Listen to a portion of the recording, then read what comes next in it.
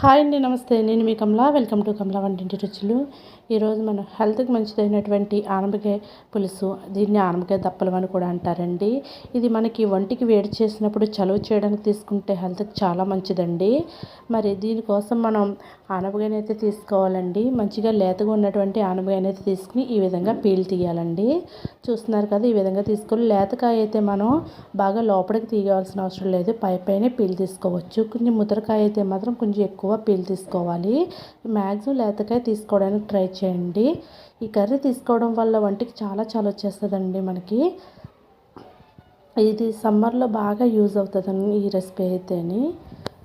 ఈ విధంగా పీల్ తీసేసిన తర్వాత ఇవన్నీ కూడా మనం వాష్ చేసుకోవాలని నీట్గా క్లీన్ చేసేసుకొని, ఇప్పుడు నేను చూపిస్తున్నాను చూసారా, ఇదే విధంగా పెద్ద ముక్కల కింద కట్ చేసుకోవాలి. మనం పులుసులో వేస్తాం కాబట్టి ఇవి ఉడుకుతాయి కాబట్టి సైజ్ అనేవి తగ్గిపోతుంది కాబట్టి ఇవి పెద్ద ముక్కల కింద కట్ చేసుకోవాలండి. ఈ విధంగా ముక్కలన్నీ కూడా మనం కట్ చేసుకోవాలి.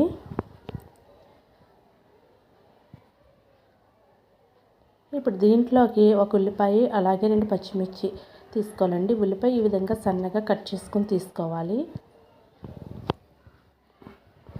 పచ్చిమిర్చి కూడా మధ్యలోకి చీరుకుని 4 ముక్కల కింద చేసుకుని పక్కన పెట్టుకోవాలి. ఇప్పుడు మనం ముందుగా శుభ్రం చేసి కట్ చేసుకున్న ఆనపకాయ ముక్కలు ఉన్నాయి కదండి, వీటిని ఒక దాకలో వేసుకుందాము. వేసుకుని దాంట్లో ముందుగా కట్ చేసిన ఉల్లిపాయలు అలాగే పచ్చిమిర్చి కూడా వేసుకోవాలి. ఈ విధంగా వేసిన తర్వాత దీంట్లో తగినన్ని వాటర్ వేసుకోవాలండి.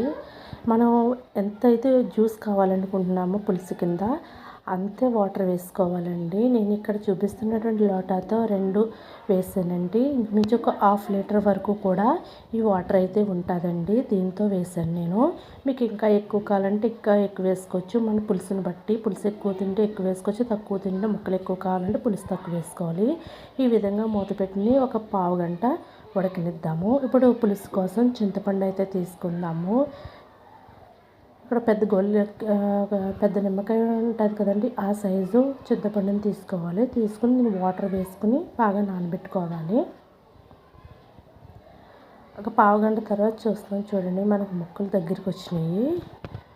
వాటర్ కూడా కొంచెం ఎగిరిందండి, ముక్కలు బాయిల్ అయినాయి కదా.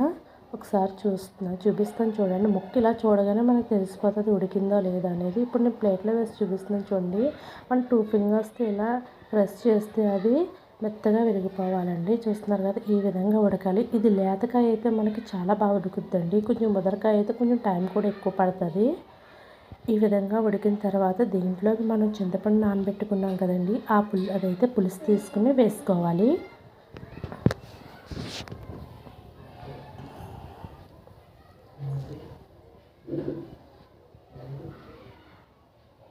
ఓకే అండి, ఈ విధంగా వేసుకుని ఒకసారి కలుపుకోవాలి. ఇప్పుడు దీంట్లోకి ఒక పావు స్పూన్ వరకు పసుపు వేసుకోవాలి. అలాగే ఒక పావు స్పూన్ కారం వేసుకోవాలి.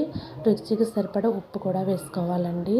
అలాగే దీంట్లోకి కొంచెం తీపికి నేను ఒక 2-3 టేబుల్ స్పూన్ వరకు షుగర్ వేస్తున్నాను. మీరు షుగర్ బదులు బెల్లం కూడా వేసుకోవచ్చండి. నేను ఎర్లీ మార్నింగ్ ప్రిపేర్ చేయడం నాకు బెల్లం అవైలబుల్లో లేదని షుగర్ వేసాను. బెల్లం ఉంటే బెల్లం వేసుకుంటే హెల్త్కి కూడా మంచిది.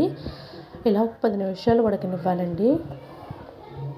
ఇలా ఉడకనిచ్చి బాగా ముక్కంతా కూడా పులుపు పట్టేలా ఉడకనిచ్చిన తర్వాత పక్కకు దింపుకొని మనం పోపు వేసుకోవాలి. కొంచెం ఆయిల్ తీసుకుని పోపుకి దాంట్లో 5-6 వెల్లుల్లి రెబ్బలు చితక్కొట్టి వేసుకోవాలి. ఈ విధంగా వేసుకున్న తర్వాత ఇవి కొంచెం ఫ్రై చేసుకోవాలి.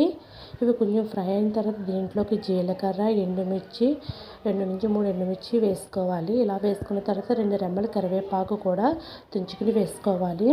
ఇవన్నీ కూడా బాగా ఒకసారి క్లీన్ చేసుకోవాలి.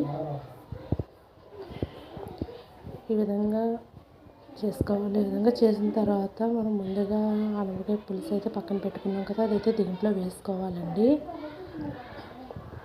ఈ విధంగా వేసుకోవాలి. ఈ విధంగా వేసుకుని మొత్తం కూడా ఒకసారి కలుపుకొని మొత్తం పులుసులో ఈ తాలింపు అయితే వేసేసుకుందాము.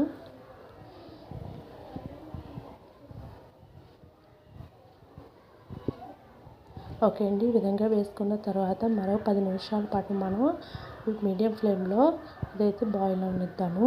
ఒక 10 నిమిషాల తర్వాత చూస్తుందండి, అంతే అండి, మనకి ఎంతో టేస్టీ అయినటువంటి ఆనపకాయ పులుసు అయితే రెడీ అయిపోయిందండి. మరి ఇప్పుడు మనం సర్వింగ్ బౌల్లోకి సర్వ్ చేసుకోవడమే. చూస్తున్నారు కదా, ఎంతో టేస్టీ అయినటువంటి ఆనపకాయ పులుసు అయితే రెడీ అయిపోయిందండి. దీన్ని పైనుంచి కొంచెం కొత్తిమీర గార్నిష్ చేసుకుంటే టేస్ట్ అయితే చాలా బాగుంటుందండి. మరి ఎప్పుడైనా కూడా వంటికి వేడి చేసినప్పుడు చలవ కోసం మీరు ఈ రెసిపీని అయితే ప్రిపేర్ చేయండి. హెల్త్కి హెల్త్, టేస్ట్కి టేస్ట్ కూడా అండి చాలా బాగుంటుందండి. ఒకసారి ప్రిపేర్ చేసుకుని చూడండి, మీకు ఈ కర్రీ డెఫినెట్గా నచ్చుద్దండి. సమ్మర్లో బాగా యూజ్ అవుద్ది. మరి ఈ వీడియో కనుక మీకు నచ్చినట్లయితే లైక్ చేయండి. అలాగే మన ఛానల్ని ఫస్ట్ టైం చూసినట్లయితే సబ్స్క్రైబ్ చేసుకోండి. సబ్స్క్రైబ్ చేసుకుని పక్కనే బెల్ ఐకాన్ సింబల్ ఉంటుంది, దాన్ని ట్యాప్ చేయండి. అప్పుడు నేను చేసేటువంటి ప్రతి వీడియోలు కూడా మీకు నోటిఫికేషన్ రూపంలో వెంటనే వస్తాయండి. అప్పుడు నా వీడియోలన్నీ మీరు చూడొచ్చు. అలాగే నేను చేసినటువంటి ఈ వీడియో మీకు నచ్చినట్లయితే మీ ఫ్రెండ్స్ అండ్ ఫ్యామిలీ మెంబర్స్ అందరికీ కూడా షేర్ చేయండి. మరి నా ఛానల్